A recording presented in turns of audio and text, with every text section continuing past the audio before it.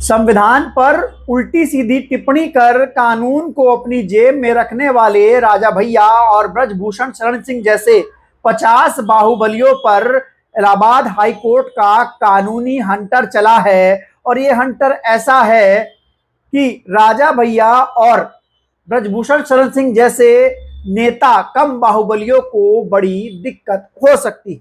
जी हां, आपको बता दें कि इलाहाबाद हाईकोर्ट के एक जज विनोद दिवाकर ने लगता है कॉकरोच जनता पार्टी ज्वाइन कर ली है, क्योंकि उन्होंने फैसला एक ऐसा दिया है जिससे आम जनमानस खुश हो जाएगा।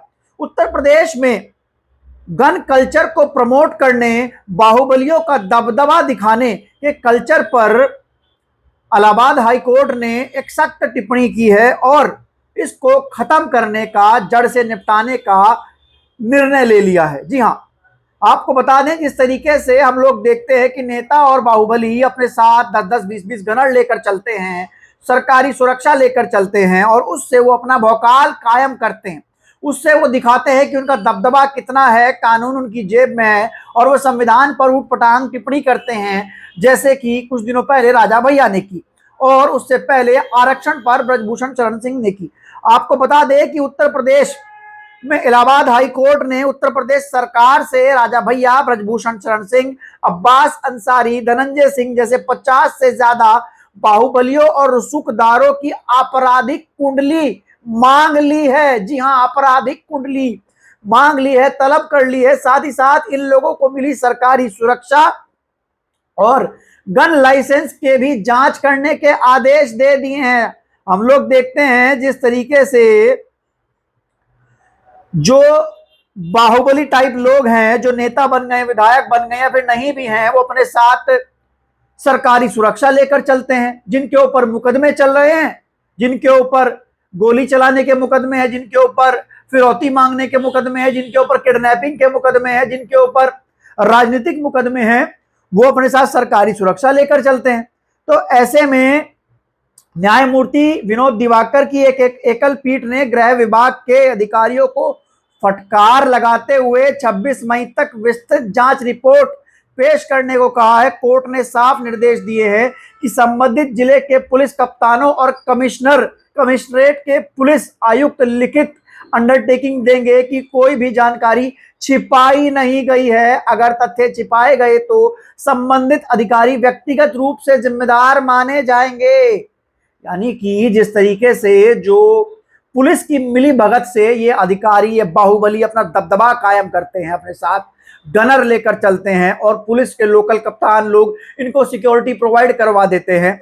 ऐसे में विनोद दिवाकर ने कहा है कि 26 मई तक पूरी जानकारी देनी है और जो जिले के कप्तान हैं, कमिश्नरेट हैं, वो अंडरटेकिंग देंगे कि जो वो जानकारी दे रहे हैं कि फलाना जो बाहुबली है, फलाना जो रसूखदार है, उसके पास कितने लाइसेंसी हथियार हैं, उसके पास कितनी सुरक्षा है, वो सारी जानकारी सही देनी पड़ेगी, छुपानी नहीं पड़ेगी। अगर छुपाने की कोशिश की तो फिर उस पुलिस वाले पर, उस कप्तान पर मुकदमा चलेगा। हम लोगों ने देखा है अक्सर पुलिस की मिली भगत से बाहुबली टाइप लोग अपना दबदबा बनाए घूमते हैं, अपनी सुरक्षा लिए घूमते हैं और अपने आसपास गन कल्चर को दिखाते हुए एक सोशल मीडिया पर रीले कटवाते हैं, सोशल मीडिया पर इंटरव्यू देते हैं और उसको इस तरीके से दिखाने की कोशिश करते हैं कि जैसे आज के चलन में पढ़ने लिखने वाले लोग तो बेवकूफ हैं, वो तो कुछ नहीं कर पा रहे हैं, बेरोजगार है। लेकिन बाहुबली बने लोग जो जमीनें कब्जाते हैं, जिनके ऊपर तमाम तरीके के मुकदमे हैं,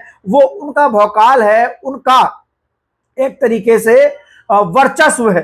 तो ऐसे में इससे उत्तर प्रदेश में और तमाम जगहों पर गन कल्चर को प्रमोट मिलता है, गन कल्चर प्रमोट होता है, लोग आपराधिक प्रवृत्ति की तरफ जाते हैं और उनको लगता है, मतलब कानून के ऊपर से एक भरोसा भी उठता है कि यार जिस व्यक्ति के ऊपर तमाम इतने तरीके के मुकदमे, तमाम इतने तरीके की चीजें हैं, जो संविधान पर कुछ भी बोल दे रहा है, जो कानून पर कुछ भी बोल दे रहा है, जिसके साथ उसके साथ तो पुलिस सुरक्षा चल रही है, उसके पास दुनिया भर के लाइसेंसी हथियार हैं और एक आम आदमी जो सरकार से सवाल कर ले उसको उठा के जेल में ठूस दिया जाता है, उसको जेल में सड़ा दिया जाता है। तो कहीं ना कहीं कानून के ऊपर से भरोसा उठता है इस गन कल्चर से, इन बाहुबलियों के इस रसूख से। और दूसरा, कहीं ना कहीं जो लोग हैं वो उनको ऐसा लगता है कि गन कल्चर ही देश में सब कुछ हो गया है, क्योंकि उसको प्रमोट किया, ग्लोरीफाई किया जाता है।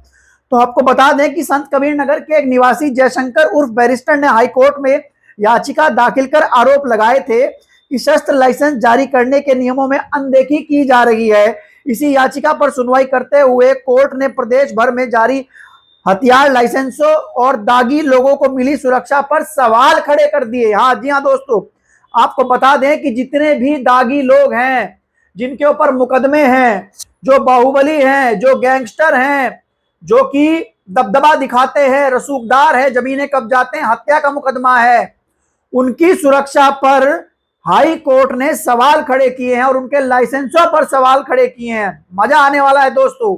पहली बार ऐसा लग रहा है कि कानून और संविधान के हिसाब से काम हो रहा है, वरना अब तक ये बाहुबली रसूखदार लोग जो हैं वो कानून को अपनी जेब में रखते थे। मुकदमे होने के बाद भी ये लोग बड़ी बड़ी गाड़ियों में चलते थे और इनके साथ में चलती थी सरकारी सुरक्षा और इनकी अपनी सुरक्षा। सरकार की ओर से दाखिल हलफनामे में बताया गया, सरकार ने जो हलफनामा दाखिल किया उसमें बताया गया कि प्रदेश में इस समय 10,08,993 शस्त्र लाइसेंस जारी हैं, जिसमें 6,662 ऐसे लोग शामिल हैं जिन पर 2 या उससे ज्यादा आपराधिक मुकदमे दर्ज हैं। यानी प्रदेश में 10 लाख लाइसेंस हैं, लेकिन उनमें 6,000 लोग ऐसे हैं जिन पर 2 या 2 से अधिक आपराधिक मुकदमे दर्ज हैं।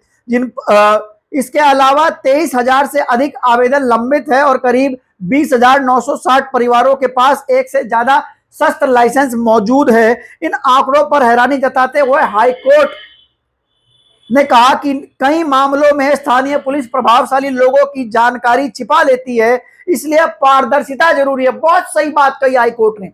जज साहब ने कहा कि स्थानीय पुलिस जो है वो बाहुबलियों के दबाव में या फिर उनसे मिलने वाले माल पानी के लालच में जो उनकी जानकारियां हैं वो छुपा लेती है, उसको बाहर नहीं आने देती।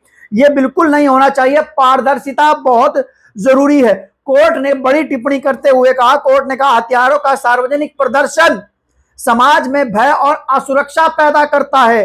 कोर्ट ने टिप्पणी की कि अगर हथियार आत्मरक्षा के बजाय डराने और दबदबा बनाने का जरिया बन जाए तो वे सुरक्षा नहीं बल्कि खौफ पैदा करते हैं। बेंच ने कहा कि ऐसा समाज जहां हथियार बंद लोग ताकत के दम पर प्रभाव कायम करे, वह ना तो शांतिपूर्ण हो सकता है और ना ही सुरक्षित हो सकता है। बहुत बेहतरीन बात जज साहब ने कही कि हथियार जो है, लाइसेंसी हथियार, वो सुरक्षा के लिए है, लेकिन ये बाहुबली लोग क्या करते हैं, उन हथियारों को अपने साथ लेकर चलते हैं, सुरक्षा लेकर चलते हैं और उन हथियारों का प्रदर्शन करते हैं। आत्मरक्षा की बजाय उन हथियारों का प्रदर्शन डराने के लिए, दबदबा बनाने के लिए किया जाता है, ताकि लोगों में उनके खिलाफ एक खौफ पैदा हो, जिस खौफ को वो राजनीतिक और अराजनीतिक रूप से इस्तेमाल कर सके।